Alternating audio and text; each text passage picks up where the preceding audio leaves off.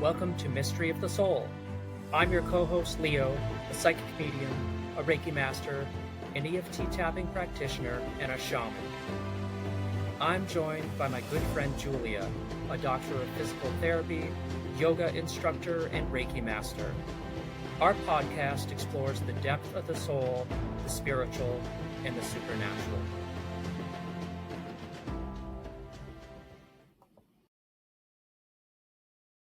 Hi guys, welcome back to Mystery of the Soul. This is Leo, and I have Julia here with me tonight. And before we get started, I just want to remind you all, thanks for following us, and don't forget to like and subscribe. Tonight, we have a special guest with us tonight. Her name's Audrey Hope. Audrey, I'm going to turn it over to you and introduce yourself and just tell us a little bit about you and where you want to get started. Well, I'm from Brooklyn and Queens, so I'm from the East Coast, and my journey has been a healing journey, and now I am called a psychic therapist because I have many different titles, because I go to the level of the soul, which is what I would say is the missing piece of the pie of healing, and I call it like a new frontier because I kind of developed it. Because I saw that there was a missing piece of the pie. So I work with trauma, I work with addiction, I work with relationships, I work with all levels, and I now have to be a one-stop shop because I sometimes don't have a lot of time with people, especially if they come into the rehab. I work at Seasons Rehab. I'm the spiritual counselor there. And sometimes I only get one shot with someone. So I've learned to work fast. So I am a soul healer and a psychic therapist at the deep level of the soul, at the root of the root. Awesome. I did see or hear on one of your interviews, I think you kind of joked at one point where you get to the root of the root very quickly, and some people call you the sniper. Yes, because if you do this, if you heal, you get very intuitive. I would like your audience to know that as you heal, you get more connected. It just comes like as if you take all the layers away and all the blocks to it. So as I was doing this and very determined and passionate about wanting to heal in a new way, I became extremely intuitive and fast. And I'll kind of get a soul diagnosis, which is different than a doctor's diagnosis or a psychotherapist diagnosis. So it's kind of a different perspective. And it's really exciting and fun because you never know where it's going to lead. Audrey, how would you define psychic therapy and how would you say that it most differs from like traditional therapy? Well, it goes beyond the rational mind and the traditional boundaries of therapy. So it's kind of above the mind, which is this life, past life, the other side, a soul contract, your karma, why you're really suffering. As I say, it's like as if you had a carpet and you were here and then you were looking down. It's a higher level because everyone wants to know why they're really suffering. Did I do something? Am I being punished? I mean, why did I have the family that I have? Why do I have the relationship that I have? Why does the person across the street have a better life than me? So these are higher questions, and that's what I want to answer, which is also sometimes a past life. What was it that like really drew you to combine the intuitive and psychic abilities into your therapeutic practice? That's a great question. I really started to see that people didn't heal. They would say, "Here's my issue." And they would carry it like luggage. And I'm like, no, we want to discard, vacuum out, throw away the issue, burn the issue. We don't want to carry the wounds with us. So it was because I saw that things were not really transforming that I started to use spiritual tools, which I developed to kind of get the person to burn away the issue. And I think of it like alchemy. You want to alchemize, which is like a caterpillar to a butterfly. When the butterfly flies free, you don't have to remember the caterpillar. So you want to change your identity. You want to transform the self, and you want to be in a new state. You do not want to carry your issues with you. And I saw that that was happening. And I said, I've got to do something about that. I have lots of questions. Lots of questions. Do you think intuition can be developed, or do you think that it's something that people are just kind of born with? Well, I love that question because I want to teach every single person I work with how to be intuitive. And there is a way to it. It's like learning a new language and how to listen to that still small voice within, because everything's so noisy and there's so much in the world happening. It's all distraction. It's all a trick. It keeps us out of the alignment. So I want to teach it, and I do. And that is exciting to the client who's been suffering so long. Wait a minute, listen to the messages of the universe. What is the universe trying to tell you? If it's like this: wake up, right? It's a little love tap. We don't listen, right? And then it goes like that. And then it's like, okay, but you're still not listening, especially when the person uses drugs. And then they get the Mack truck and they're on their knees and then they're listening. Well, I want them to listen when they get the red alert from the beginning, even with dating, right? It's all there. You're just not paying attention. So yes, it can be taught, and I love to teach it. And I'm a New Yorker, so I keep it very practical. What's happening? What signs are you getting? What's happening in your life? Feel it, right? It's not woo-woo stuff. It's really very practical. What about for the people who are skeptical? I love them. Like that, No harder room than people who do drugs. I mean, there's nothing. It's a tough crowd. My husband always says it's a tough crowd, and it is. And then you have people who say, well, you don't believe in Jesus, and that's not true. Or, are you in the Bible? You're a witch because, you haven't, declared Yahweh as your, one and only. No, no, no, no, no, no. I love it because when you suffer, you're on your knees. And we all suffer the same. I work a lot with celebrities. We're all the same when it comes to suffering. Yeah, I Audrey, feel like suffering doesn't differentiate. Not at all. Does not differentiate how much money you have, how famous you are. On the knees, we're all the same. And once you suffer, there's a door opening. That's the door. Drugs are a door. So Audrey, talking about suffering and going a little bit further with that, how would you describe a dark night of the soul to someone? Well, again, listening to what you have to learn, where people are in denial. And what do they do with their pain? They stuff it in the closet, right? So when they're suffering and you're on your knees, that dark night of the soul, that's an opening. Okay, now you're listening, and now we could learn and move you and get you to heal what you've been hiding since you were a child, which is what I call a soul wound, which is what happened to you very young. It's your primal wound. And we all have one. And unless we go back to heal it exactly where it is, we're just going to drug it or try to make money or try to run away from it. No. If you've been bullied, if you've had sexual abuse, you got to go get targeted right where it is. You can't run away from it and just go be a success, which is what happens with a lot of people. They try to run from it. So that dark night of the soul is actually an invitation to ascend. And that perspective is very healing for people. Change your perspective, change your life. How do When you working, define? go ahead. I was going to say, how do you define the soul? Like, how do you think it influences a person's life choices? Well, we're so in the mind, right? That's where we suffer. That's the monkey mind. I should have, I could have, I would have, and it bounces.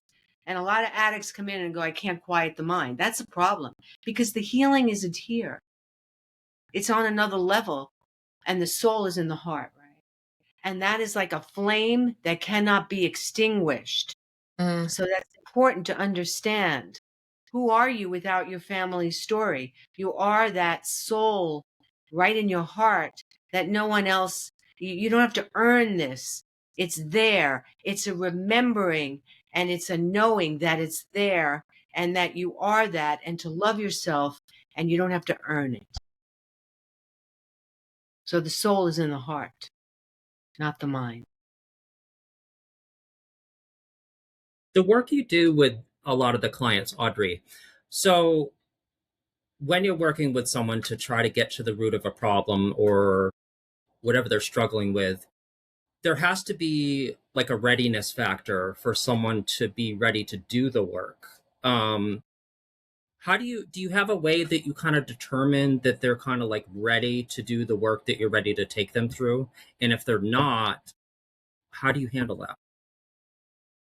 Well, again, I like the challenge and it's always different. And I don't really have like, oh, I just go, how are you? And just kind of like see where it goes. And sometimes people won't like me because it's that sniper shot, which is like you're really a spoiled brat, you know. You really had too much money as a kid. And they call it the bread of shame in Kabbalah, which is, you know, you've been given too much money and you've Mm. been spoiled. And that's the reason beyond all this deep stuff. Sometimes you have to go there and say you're very selfish. And sometimes it's nothing deep. It's just your spoiled brat. So if I say that, and you may not like me, I'm still doing my work because I'm telling you the truth, and the truth sets us free. Someone has to say there's an elephant in the room. Did anybody ever tell you that you're very negative and that you complain a lot and it's very toxic? Let me be the one to tell you that. Mm. I don't mind doing that because I feel it's my job as a truth teller. You see? Does that When answer did the question? Does that answer the question? It does. Thank you, Audrey. to say, Audrey, when did you first realize that you had more like psychic abilities and more like intuition, like more intuitive, just I being more think intuitive? this has to do with my name being Hope, you know, being named Audrey Hope. And then my first name means noble spirit. So you put noble spirit Hope. And I always wanted to just have a global, you know, lens. I've just Mm. kind of known that. It's kind of, I say it's like I've been chipped. And I think people know their life purpose if they would just be quiet enough and stop moving. Like when people, you know, want to make a decision, I'll say, just sit on the couch.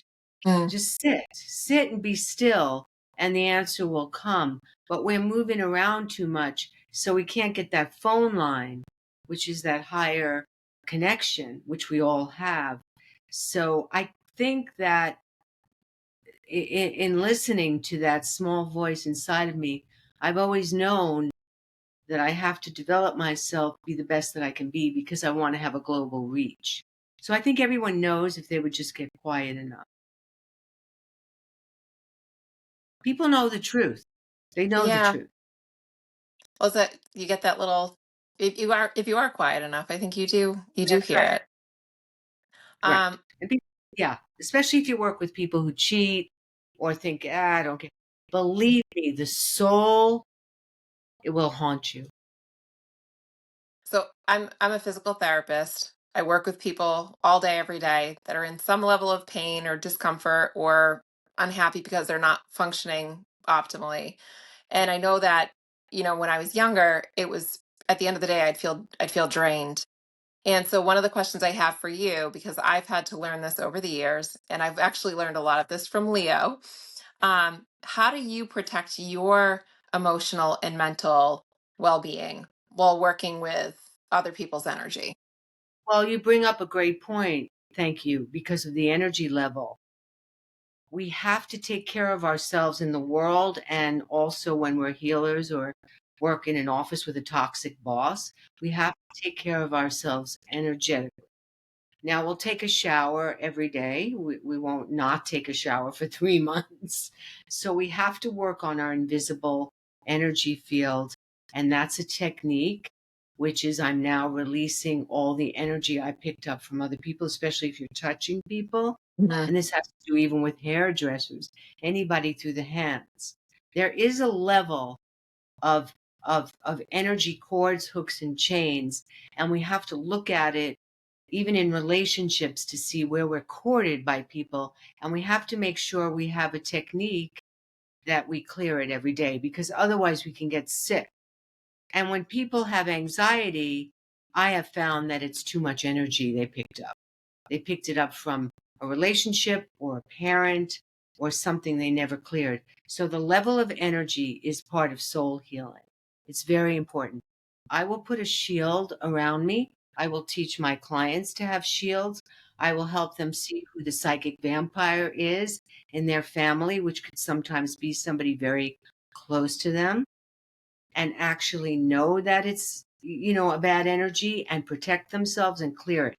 So to name the energy, name who is not who might be a narcissist. Why would you try to fix them? Why would you try to heal them? You got to know your battles through an energy. Mm. What would be some like top signs that you would say would be like a good indicator that somebody's disconnected from their soul? Drained, Okay. depressed, suicidal, anything that's an actual physical reaction, and sick. We will get sick from people and from Mhm. our lives. And I always check to see where they're sick, which is, I'm sure you do, and what the issue is. Somebody will say, oh, I feel like there's a chain around my neck. Yeah, that relationship is a prison for you. So always listen to the language of someone, that's soul language. And I got to get it at that level. And sometimes I'll use pictures, images, cartoons to see the chain, to get it off. You have to remove it, and you have to do what I call as a soul retrieval.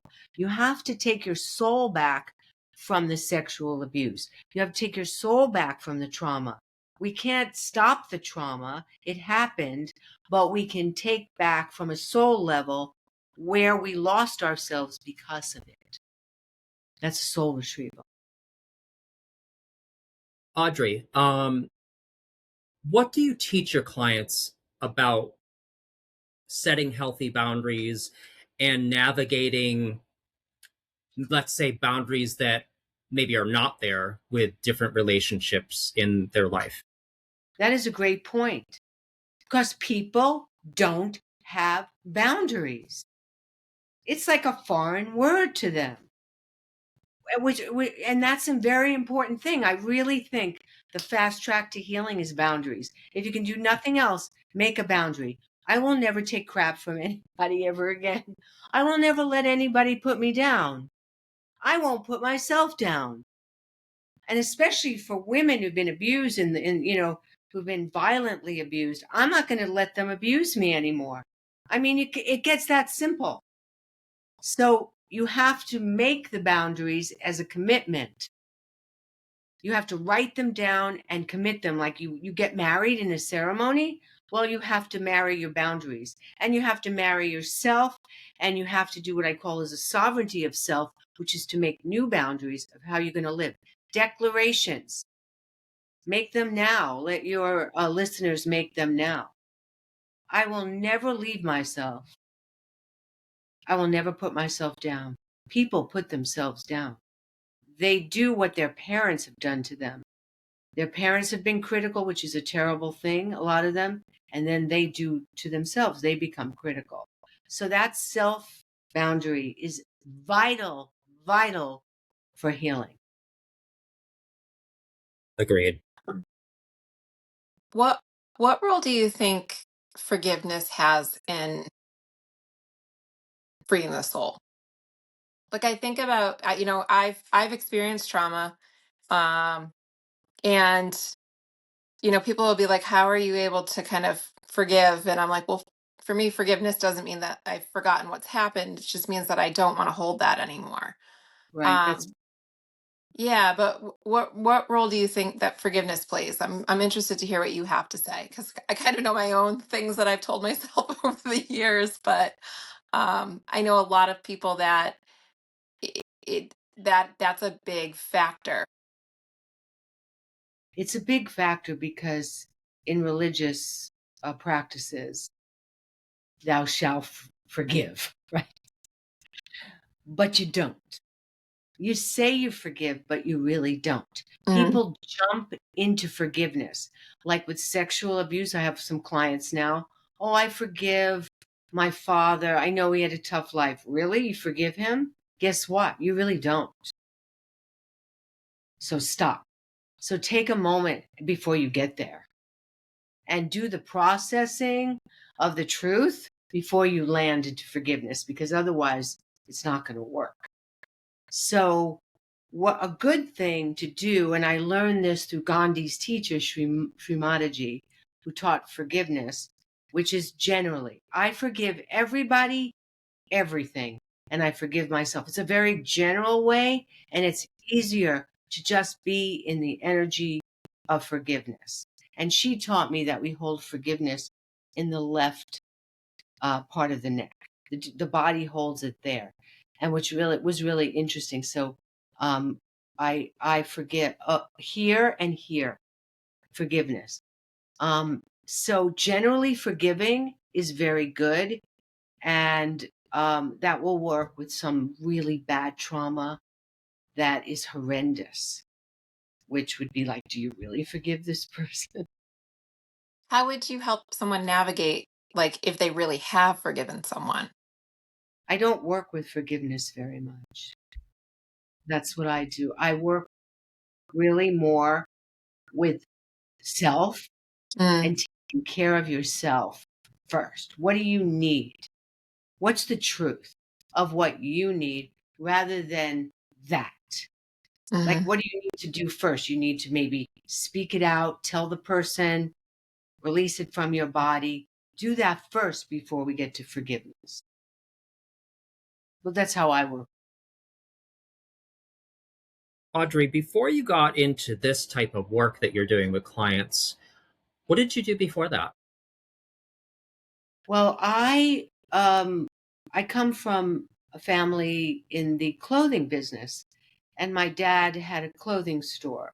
So, but I was always acting. I was always speaking. I was always writing from day one. Presentational. But when I came to Los Angeles from New York, my first thing was I noticed that women really hated themselves because I worked in a clothing store. And I could not believe what happened to women.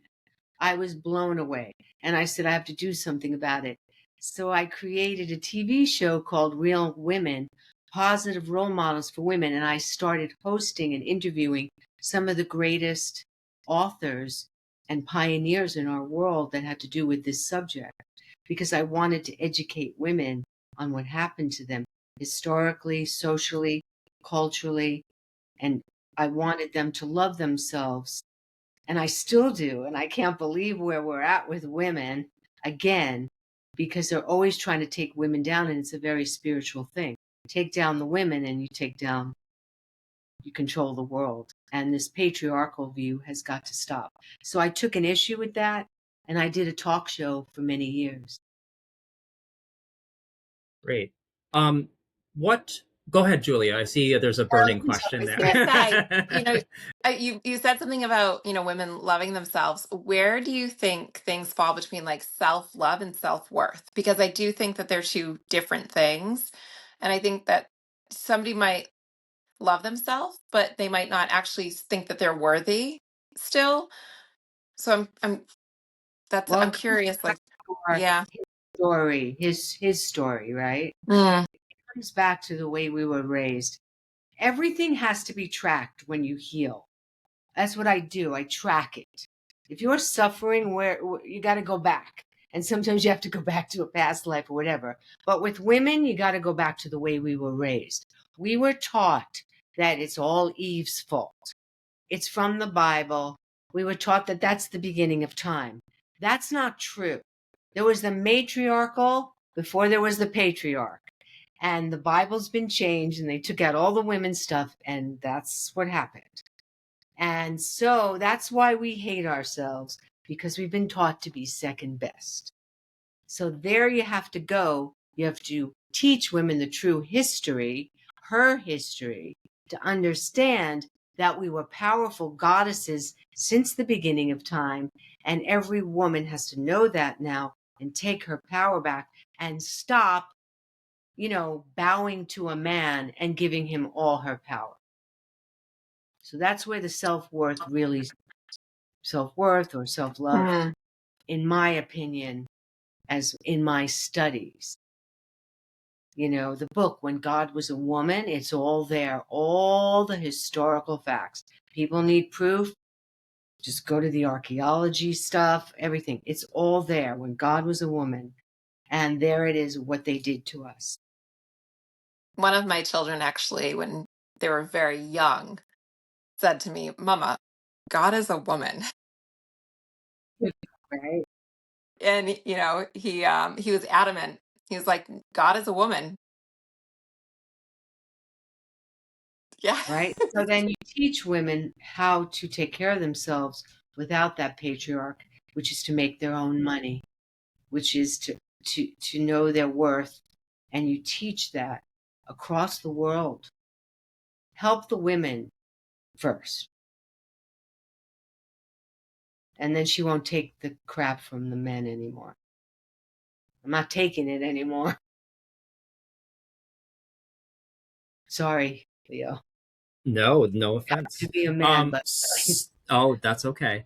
The soul level healing that you do, Audrey, does part of the work include, like we talked just a minute ago, about helping women get their power back? Yes. Can you talk a little bit more about that?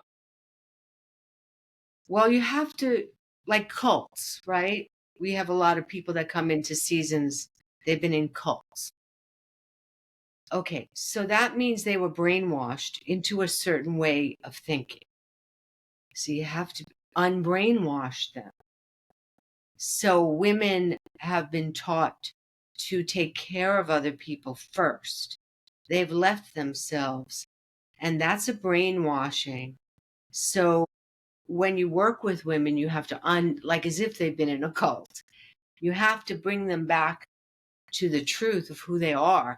That's a very spiritual thing. It's called the Shekinah in, Hebrew, in the Jewish religion, which is, we are the light. The light is a feminine energy in the body. And so the Kundalini, which is the spine, is a feminine energy. So when you want to heal people, you have to bring them back to the light.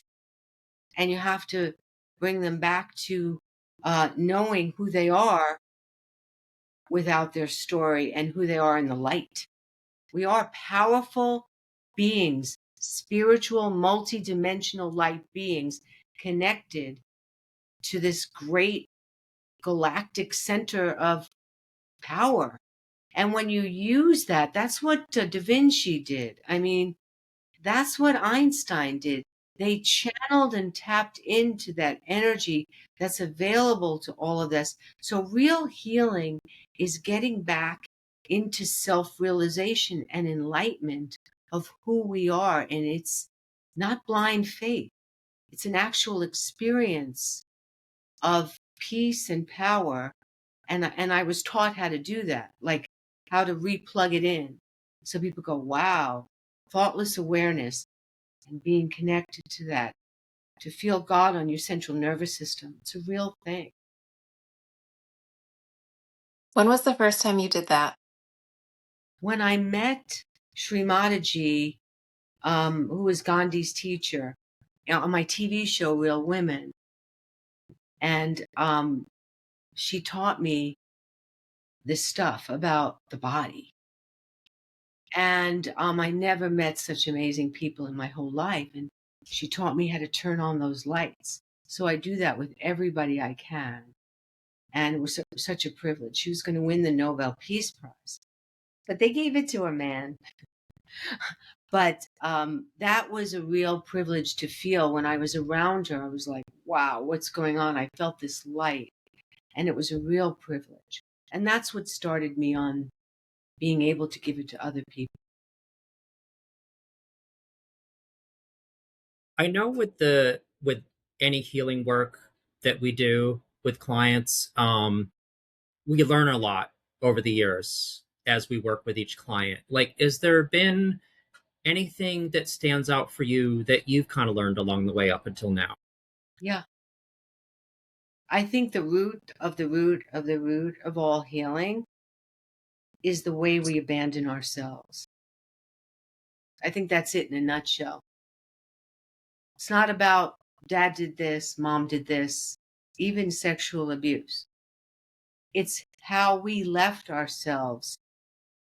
And the thing is, that's the best part about it, is we can get it back when we know that.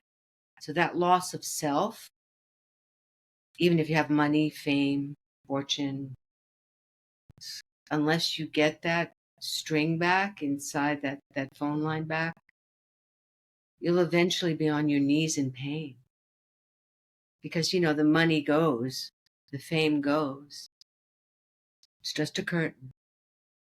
So you got to do it. You got to love yourself and bring yourself back to the place where you left yourself. That's a very exciting key to healing. Thank you.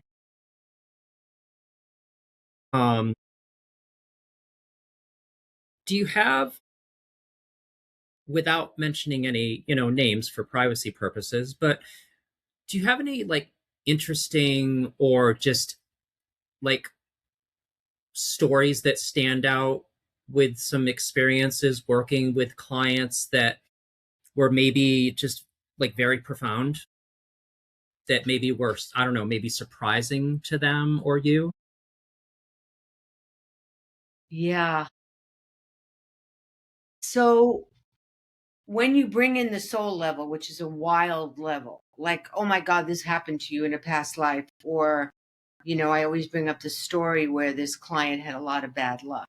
It was definitely a curse.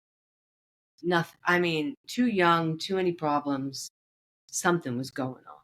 Because, it just, life doesn't happen that way. So I looked into it and I saw that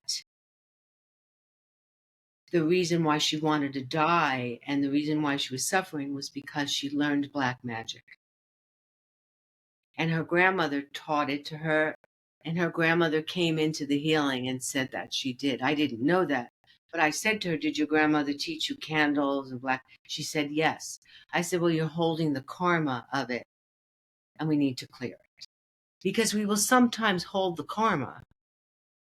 A lot of times now in the DSM book, they now have even the Holocaust. The energy of that trauma transfers to the grandchildren. It's like a real thing, the ancestral lines. And I'll say, oh, even though you're 2 generations away from it, you're actually holding it. They can't be happy because they feel really guilty about it.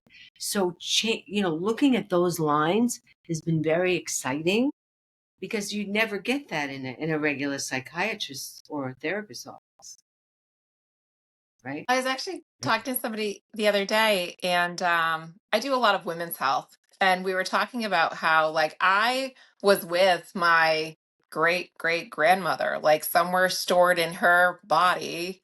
So, it's not, for me, I'm like, it's not surprising to think that, like, if I had a great great grandmother that went through something absolutely horrific, that I was there, right? Like, a piece of me was there. So, having that still be present and exist, like, even from a biology standpoint, I'm like, yeah, it Yes, makes complete sense.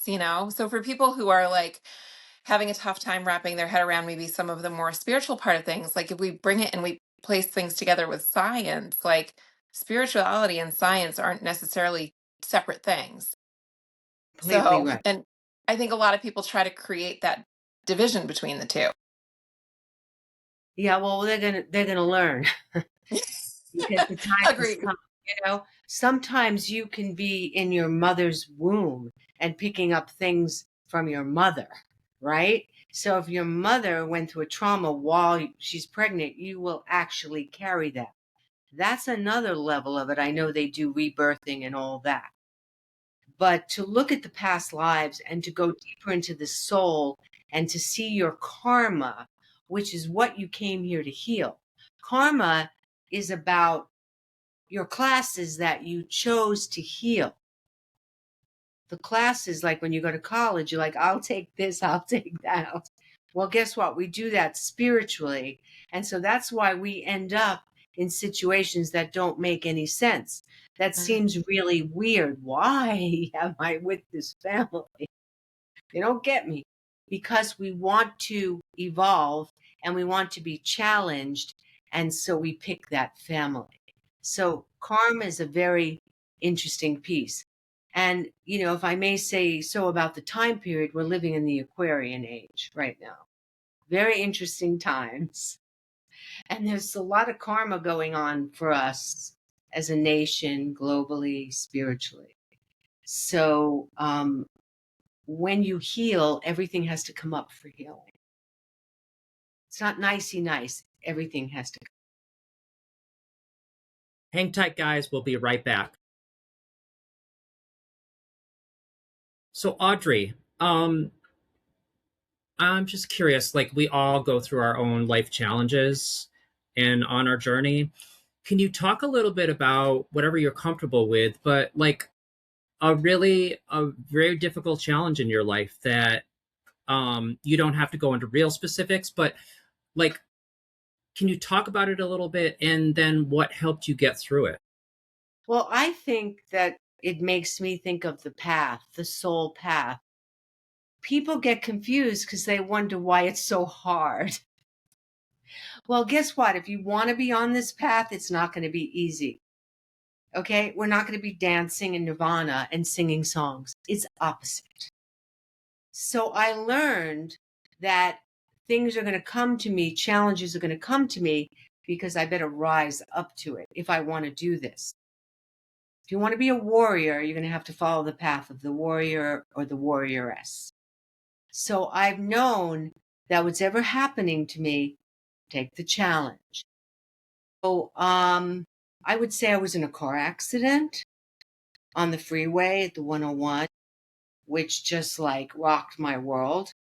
I was in a lot of pain and nobody could help me. And that started my journey because nobody could help me. And I really think now that pain is a great awakener for change. It's a spiritual upgrade. So when I was hit and hurt myself in the back very, very painfully, I had to do other things to get out of it. And it started me on a wild, wild journey of healing. Mm. So that was very challenging for me. And now I look back and I go, wow, I learned everything from that pain. Yeah, pain is a teacher, isn't it, Julia? Ooh. Yeah.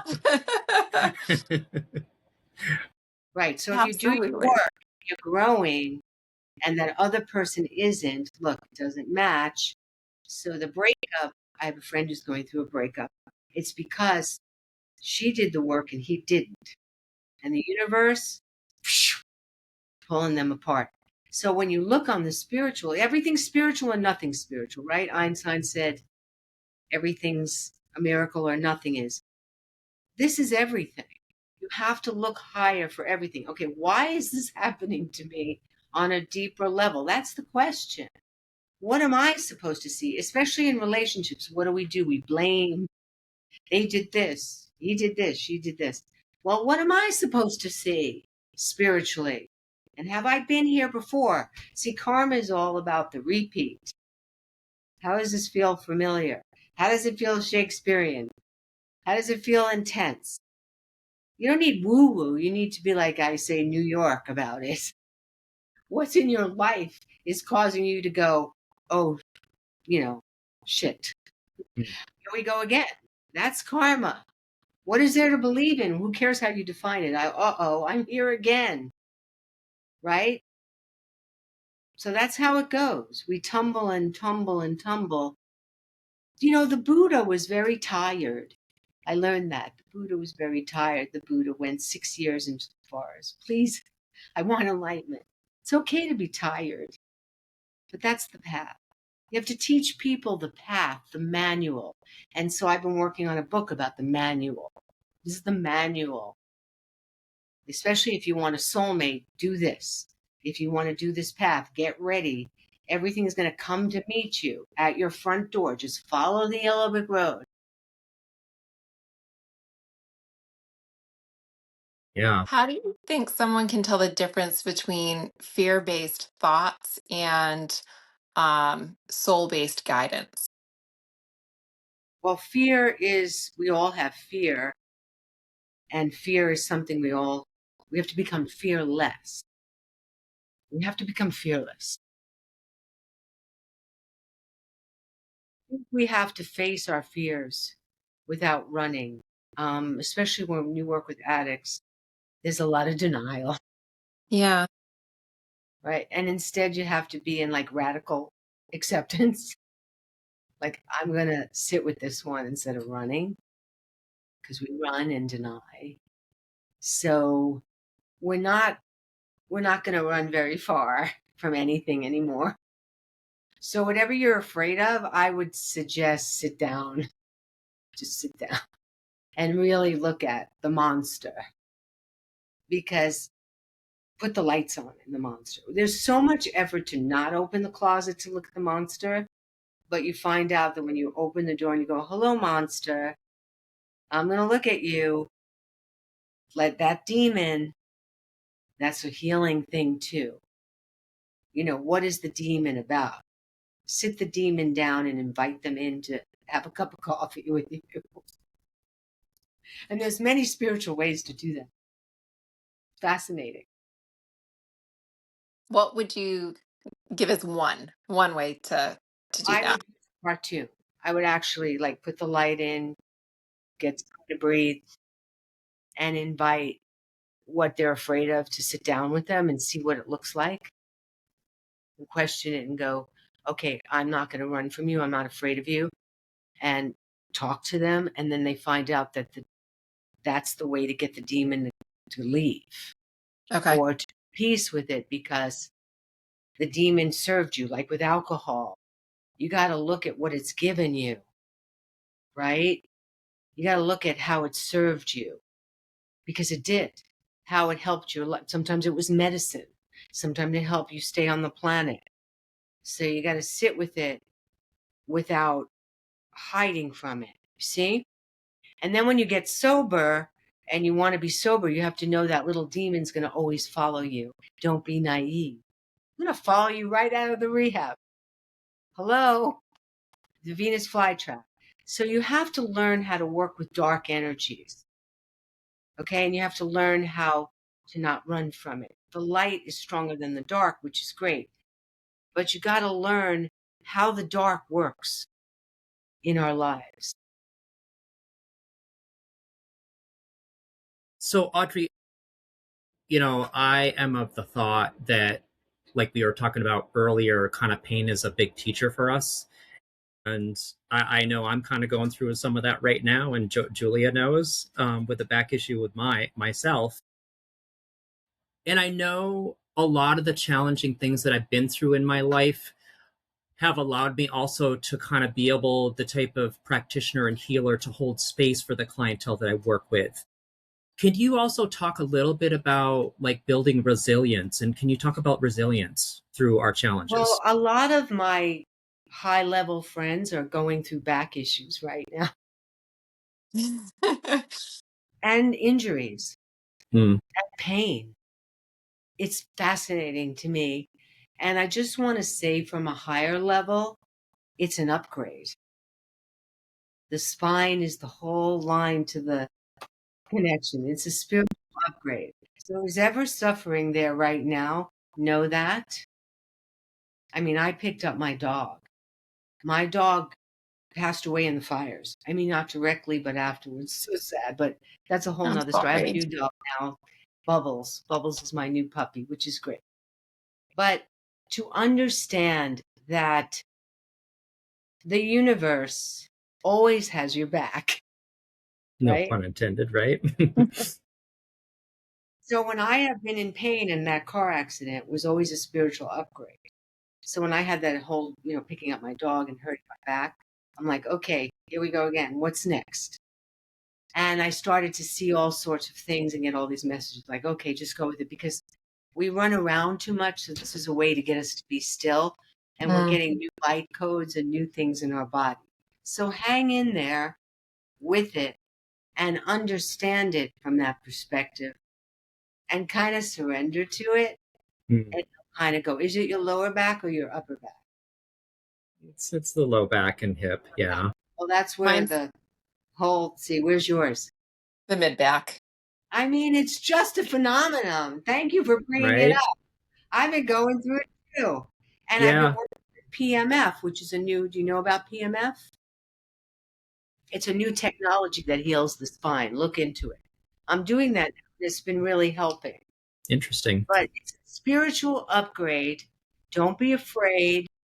Work with it. Look at what your back's trying to tell you. Mm-hmm. Well, some of the guidance that I've gotten recently, just, going through it, and I've been through an ordeal for months, and Julia actually is my physical therapist. She is awesome. And so she's been through this journey with me. But yeah, absolutely. I know there's a purpose behind it. And I know that I've always seen like different things that I've had challenges with that have like, because I've been out of work, with my physical job. I'm a massage therapist. So I've actually been out of work for a few months with that. But I know that this is also, it always gives me an opportunity to be creative. Always something there on the journey. I mean, my friend fell on marble and had a concussion. My other friend, broke her shoulder coming out of the bathtub. Something is going on. The light workers are being upgraded because it's just happening to my favorite people, and it's happening to me. So I have to go, okay, what gives? It's something very intense.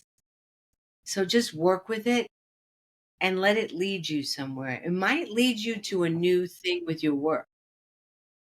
It already is. Right. Or it might Yeah. make you more intuitive or whatever. And that's what we have to do, is like sit with it. It's trying to get us to sit still. Like, okay. Like, Yep. I had a dream, and like, you'll get more intuitive. I'm like, oh no, really? I don't want anymore. Don't leave my back alone. No, that's what happens. And I think to really just surrender to it, know we have the power to heal it, and really take it at that spiritual level will be really, really amazing. Because we always grow from our experiences. I can tell you do. I know I can tell that you do. So just surrender to it without fear. Right. And try that PMF, because that's really helped me. Awesome. I had a blog that I wrote a while back, and it was interesting that it kind of came to me one day. But I used to train in the martial arts for about 5 years. And so I kind of like have a history with that. I don't train anymore. But it kind of came through to me one day. I was kind of like, I think I just got home and I was kind of leaving the car to go into the house. And I was just thinking to myself, like, why am I going through all this difficult shit? I mean, this is like, come on, universe. And so my guides kind of gave me an analogy. And the analogy they gave me is we are kind of like black belt healers. And the analogy they gave me was it's kind of like a black belt to maintain their skills. They have to practice in the dojo a lot and often. And so the universe is kind of like our metaphorical dojo.